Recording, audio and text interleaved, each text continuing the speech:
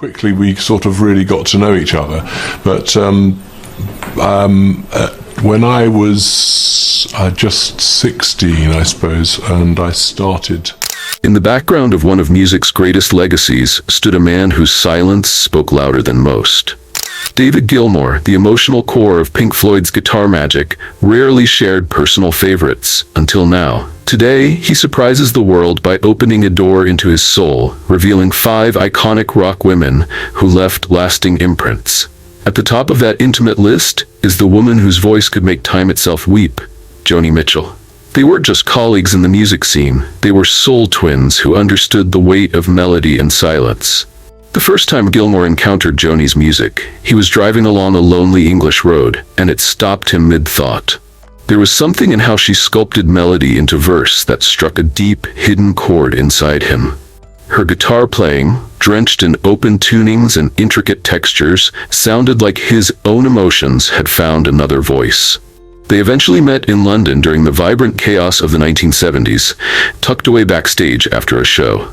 Joni strummed the raw bones of Coyote while David, silent, soaked in every note with quiet awe. Words weren't necessary that night. What passed between them was pure, unspoken understanding. Even years later, when asked about records he couldn't live without, Gilmour still mentioned Blue, because in Joni he found his own reflection. Next is a completely different storm, Stevie Nicks. While Joni floated like wind and water, Stevie burned like incense and thunderclouds. The night they met in Los Angeles, during the feverish pulse of the 1980s, she didn't walk, she shimmered. She moved like a spell just cast, wrapped in layers of lace and stories she didn't have to tell to be felt. Gilmour remembered the studio suddenly shifting, the air thick with something ancient and electric. They talked about maybe working together, though it never came to be, but that moment was etched in him. Her voice wasn't just beautiful, it carried the ache of 1,000 lives lived in one breath. What fascinated him most wasn't just how she sang, but how she survived. Stevie's lyrics were compositions. They were incantations crafted from broken dreams and sharp truths. Gilmour was drawn to her balance, the way she wore her light proudly and still held space for her shadow. She had looked pain in the eye, addiction, heartbreak, betrayal, and used it all as raw material for her songs. To him, that was her magic, converting scars into stardust and sadness into power. Later, he would say it wasn't only her voice that haunted him, it was her resilience. Stevie had stumbled close to the edge more than once, yet every time she danced back stronger. And that, to Gilmour, made her more than a musician. It made her mythic. Through her, he saw the part of rock and roll that wasn't about charts, but about survival, spirit, and soul. She wasn't merely someone who made music. She was a force, a silence-breaking storm, and a tune that haunts you when the noise fades. Then came the blazing outlaw of punk's golden age, Chrissie Hynde. Gilmour's first glimpse of the Pretenders in the early 80s didn't just surprise him, it floored him. Chrissie didn't request attention on stage, she snatched it like it was rightfully hers from the beginning. There was no mask, no pretense, just raw strength, heartbreak, and anthems bursting from grit. Her voice didn't just echo, it sliced the air, jagged yet unforgettable. Their encounter was fleeting, in a Paris green room after a tribute show, just a shared bottle of red wine and a clash of ideas. She spoke of politics like a knife through silk, while he mused about guitar pedals with delicate care. In those few moments, something real flared, not out of similarity but from unapologetic truth.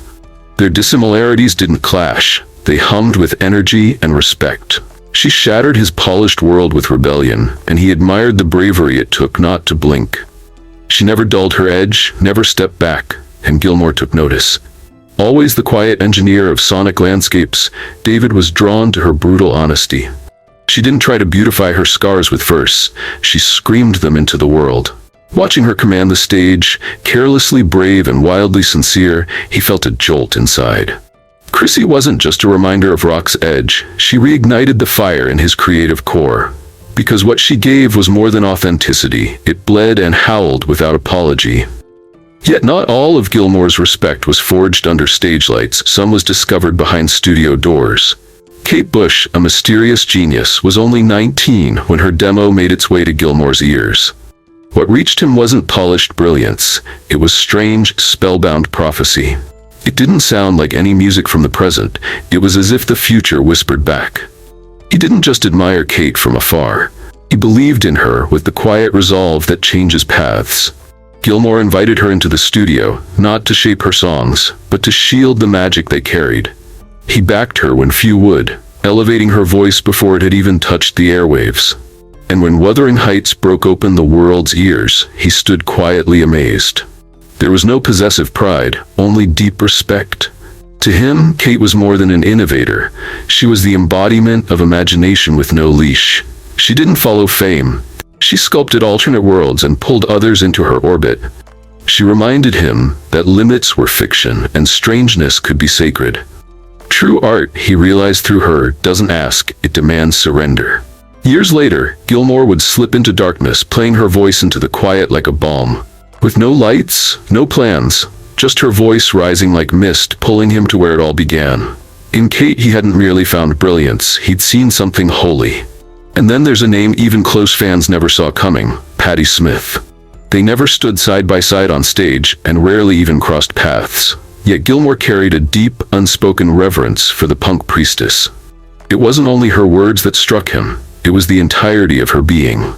She carried contradiction with grace, rage and stillness, spirit and substance. He once confessed that her lines read like gospel, etched into broken glass.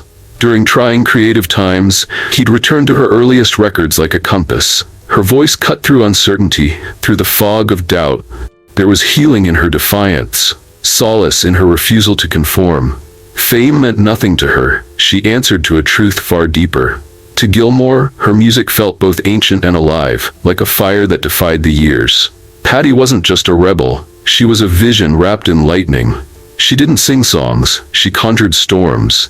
In a world obsessed with volume, she made meaning pierce through like thunder. She reminded him that art didn't come from perfection, but from unfiltered truth. The loudest voices aren't always the ones who scream, they're often the ones that simply won't be ignored. Each of these women etched more than notes into Gilmour's memory. They left imprints on his spirit. They weren't just performers, they were flickers of fire, reflections, and muses that shaped his path. Joni whispered the ache of longing into his chords. Stevie showed him the music that comes from healing wounds.